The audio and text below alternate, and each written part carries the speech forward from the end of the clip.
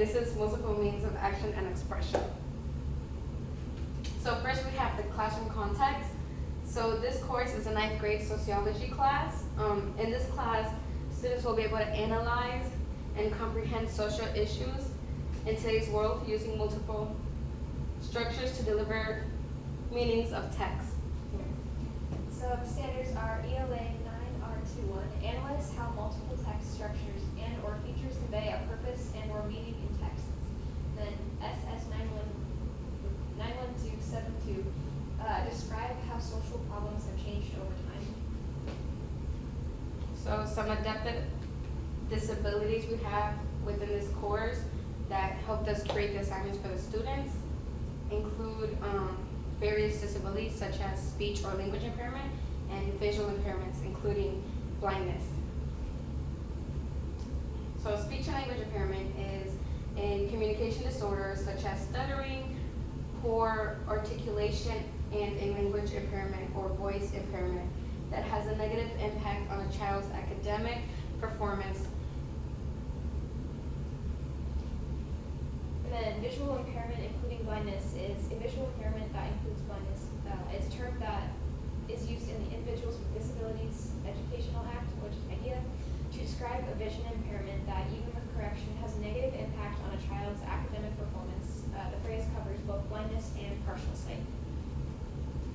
So some UDL approaches we used in our lessons. We offer choices for students to demonstrate their understanding of the material covering the standard. We use different learning styles for each student, like we use visual,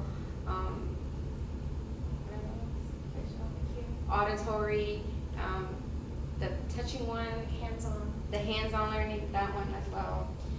Another one we did was we allowed students to choose their desired learning materials.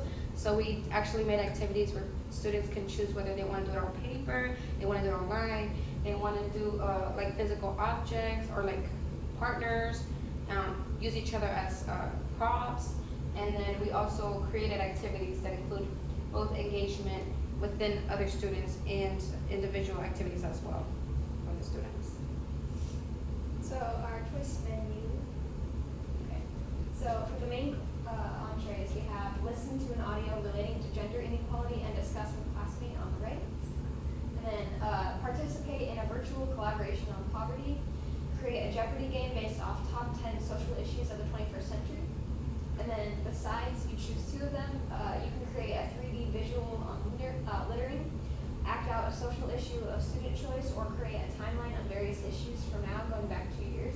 And then the dessert section is optional. You could create a poem, which is free verse on an issue of student's choice.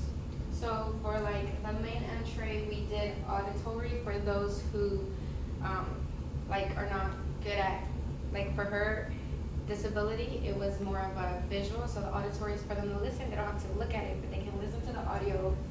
And a virtual collaboration, like for mine, for the language or speech, if they stutter or they're not good with talking, they can post their response on the board online. The Jeopardy game is more of a craft thing where they can just hands-on, use materials and props to create a game for them to play based off the standard. And same thing for all of them. Like the sides, we had created a 3D visual on littering. So like I said, using crafts, papers, cotton balls, scissors, glue, whatever they need to create 3D visual, act it out. That's an option as well. They can use a partner, act out whatever the issue is, the social issue going on, and the timeline, whether they want to do it on paper, more of them to understand the social issues within the time period. So each section covers and has different options to accommodate for the various disabilities so that each student is represented. So UDL reflection that we've had, so the Universal Design for Learning, UDL, helped us to create a classroom environment in which students are able to have options that accommodate for their various disabilities. This allowed them to still be included and participate in their learning environment.